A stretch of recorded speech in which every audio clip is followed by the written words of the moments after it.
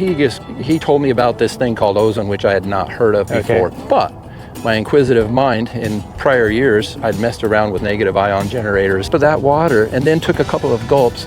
I swear, she was hovering above the ground. What that would mean was that I would provide them, resell to them, the ozone systems and filtration systems. 60-something maybe? Wow. Yeah, he had a heart attack. He died right at my feet. You were talking to him? I was talking to him.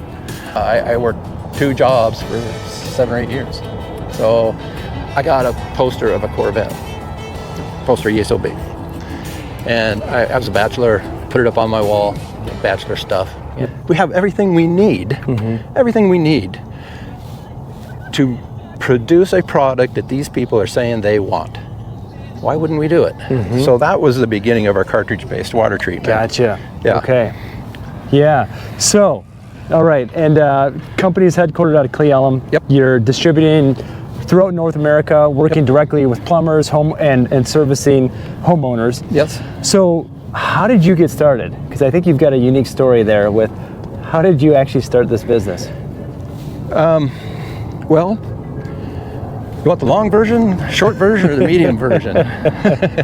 We'll take the medium. Okay, the medium version. My wife and I lived on a piece of property in Snohomish County, Washington, 5 acres, in an old run-down mobile home that was parked on it. Interest rates at the time were hovering around 18%. Couldn't afford to build. We were young. Had 2 boys. But we cleared the property, built a house. After it took us 6 years to be able to do that, when interest rates came down to 12%. So we built a house, and it was only a matter of months the white interior of the dishwasher turned this god-awful orange-yellow color. And I working at the fairgrounds, I knew that there was going to be some water treatment dealers at the fair. And so we built the house in March, moved in March. The fair was in end of August, 1st of September. I walked into this booth, water treatment booth, to try find an answer, a solution to what is going on with my water. It was pretty disgusting. And it turns out that the guy that the dealer that had the booth was on a lunch break, and the equipment supplier, an ozone manufacturer, was in the booth, and we got talking, and boy, he told me about this thing called ozone, which I had not heard of before. But my inquisitive mind in prior years, I'd messed around with negative ion generators, and this might get too geeky. But anyway, long story short, he convinced me, and it was not an easy convince because I've had many businesses over the years up to that point. But he convinced me to go on a install to see what it was to install one of his systems. So a few weeks later, I went to Bainbridge Island in outside Seattle, Washington. We knocked on the door of the home. The lady of the home answered, and we proceeded to go to the garage and install this system. And I'd never seen a water treatment system before. No water treatment systems, other than a filter. And we went back into the house and got the attention of the lady, and she went into the kitchen. This is the part that got me hooked. Bill was the manufacturer's name, Bill Nelson. He asked the lady, and I don't remember her name, but if she wouldn't turn on the water at the kitchen sink to get treated water to the kitchen sink. And I'm brand new to all this. I don't know what's going on.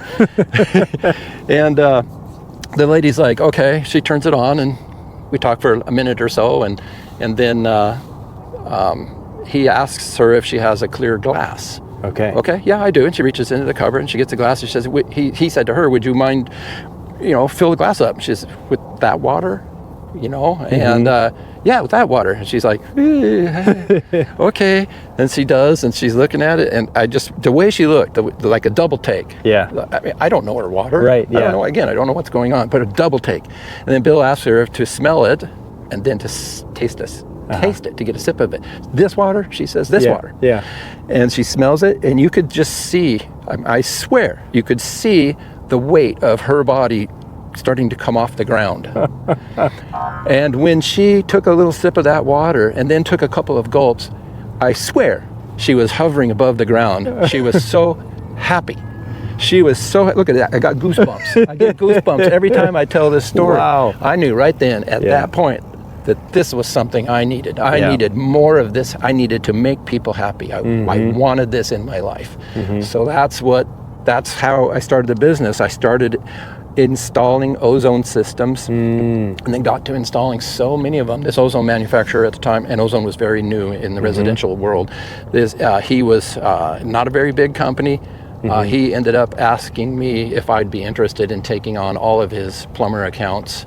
And what that would mean was that I would provide them, resell to them the ozone systems and filtration systems. We flew down to Reno to a water quality show to learn about and start getting education of water treatment and things like that. That's it. That's how I started the business. I just went to work to get more of that happiness. Now, my prior job and the job that I did for 7-8 years after I started the business, so I had 2 jobs for 7 or 8 years, just couldn't give me that level of satisfaction. I wasn't impacting people's lives like that. You know, I grew up and was taught and told that, you know, a government job is high security. You know, you get retirement, you get vacations, and you get all this stuff, right? And that's very true for some people. But what I witnessed more than once is people whom worked there to the point of retirement retire, and then have to come back to work because they can't afford to be retired. So all the things that they had planned for, their vacations that they didn't do, their travels, their buy your motorhome, whatever your cup of tea is, they weren't able to achieve it after 25, 30 years working that job. So I call that a lifestyle maintenance job. It's not a get ahead job. It's a lifestyle maintenance job. But one day, this gentleman's who had retired I think the year before, you know, it was less than a year. One day we had a tool room. It's, you know, for a maintenance facility, that's real common, where you check out tools to do a job. And I was in the tool room with this gentleman, and I was talking to him just like I'm talking to you. Only we were facing each other, and he dropped dead. How old was he? 60-something maybe. Wow. He had a heart attack. He died right at my feet. You were talking to him? I was talking to him. That shook me pretty hard. It wasn't long after that I quit, because now that you bring that, I revisit that.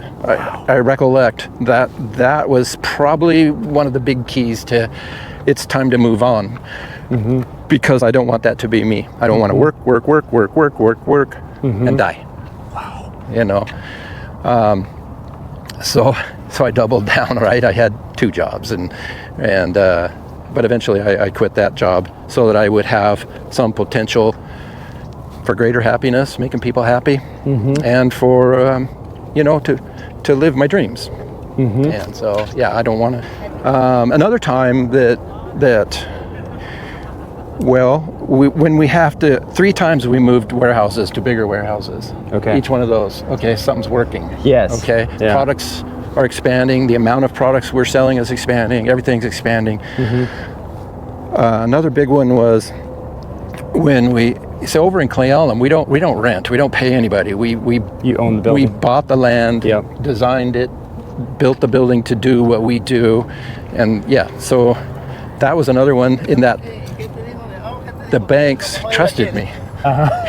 They looked at everything. You know, they look under every leaf and between all the mattresses or whatever, and they dig. Especially, and I didn't know. I was busy working, but I didn't know. In 2000, I think it was 7/8.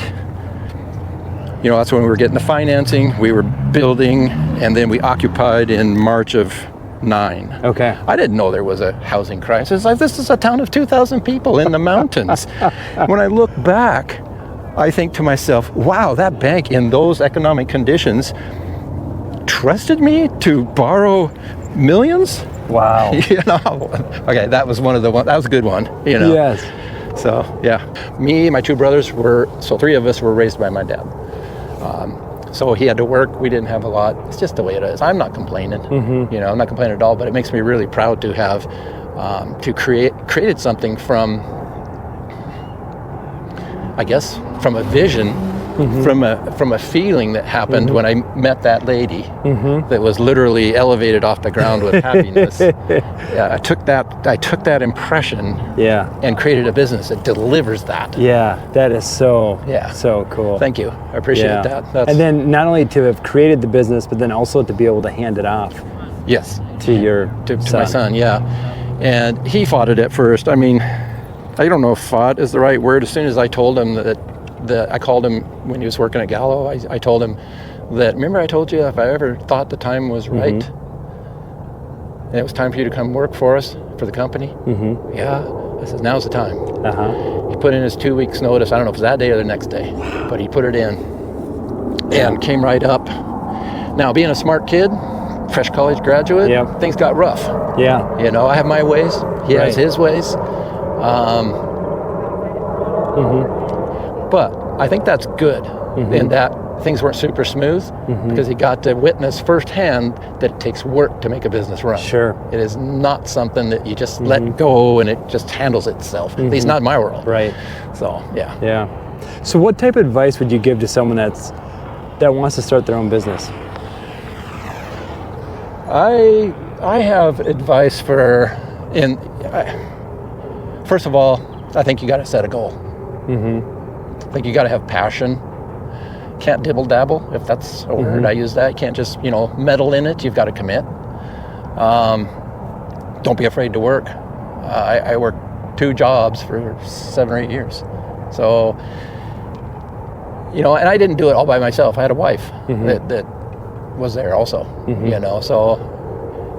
But I'll tell you a little story that I've actually had people bring their grandkids to hear my story.